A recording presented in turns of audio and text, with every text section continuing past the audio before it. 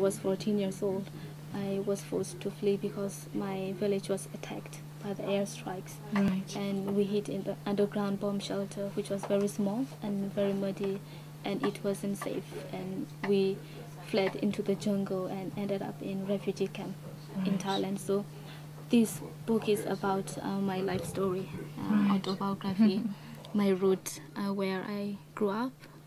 I was born here, and then I grew up in refugee camp along the border. At the moment, we have thousands and thousands of people who are used as slave labor by the Burmese regime, and these people, they are kidnapped. To do what? To build construction road, and then to build military camp. Yeah, to be used as a human minesweeper by the regime as well. The first time he was in prison for 8 years when I was only 5 months old, and then he was released when I was 8 years old. And so I'm 20 years old now, but the whole my lifetime I had spent only 9 years of my living together with my father, and now he has been sentenced again for 65 years plus trial. So not only my father, there are so many political prisoners who have faced like more than 65 years, 78 years. Even though they have faced in their 65 years imprisonments, there will be more trial to come. They didn't say anything about democracy, they just talking about the economic crisis in Burma, but they were taken on that day and sentenced for 65 years imprisonment. They receive only low quality rice, fish paste and watery soup to eat, and also very small cell to live, and they don't even provide water for toilet and cleansing for every day.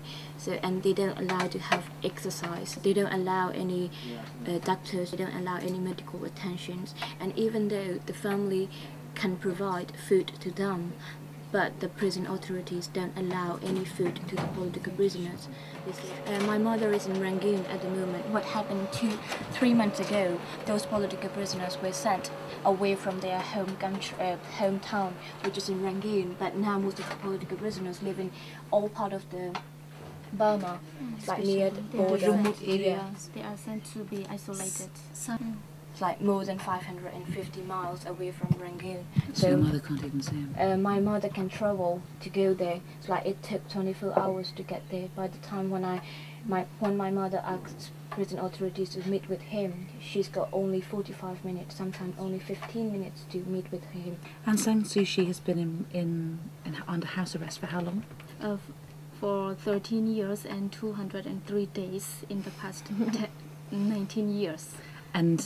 And she won the elections, didn't she? Yeah, she won the election in 1990 when we had the general election, and the Burmese generals, they promised to have a democratic government. She couldn't leave the country because she thought she would never be allowed back in again. Absolutely. She knew that she had to be with the people, and she had to give hope to the people. Yes. And she knew that people trust in her and love her and support her politically. Yes. And even though the regime wanted to silence her and detain her, want to find any excuse to be able to detain her, but she's still very popular with the people, and people still trust her and love her and give her support.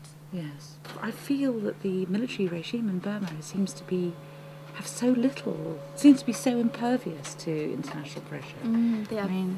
They are not immune to the international pressure. Every time where we see international pressure, the regime really got stressed. And more than that, the China government, they really want to do a lot of investment in this area, the northern part of Burma where I come from as well. So they took all of the timbers, teak, and any kinds of mineral resources, including jade, gold, and all kinds of things. I went to Insight in 2000 to do the 2 months research for the environmental issue. They cut the whole range of mountain, can you believe it, within a week or within a few days. And all the mountains become totally bare. And then they took not only the timbers and teak, but also all of the animals, even dead or alive. He said, little daughter. He called me little daughter. That's why I dedicate this book to my parents, little daughter. And then I said to him that I was in the process of writing a book. Right. He said he was very pleased. He said, Yeah. "Oh, my Yeah. little daughter." And then he said to me, freedom won't be given to us. We have to fight for this, and we have to work hard for our freedom.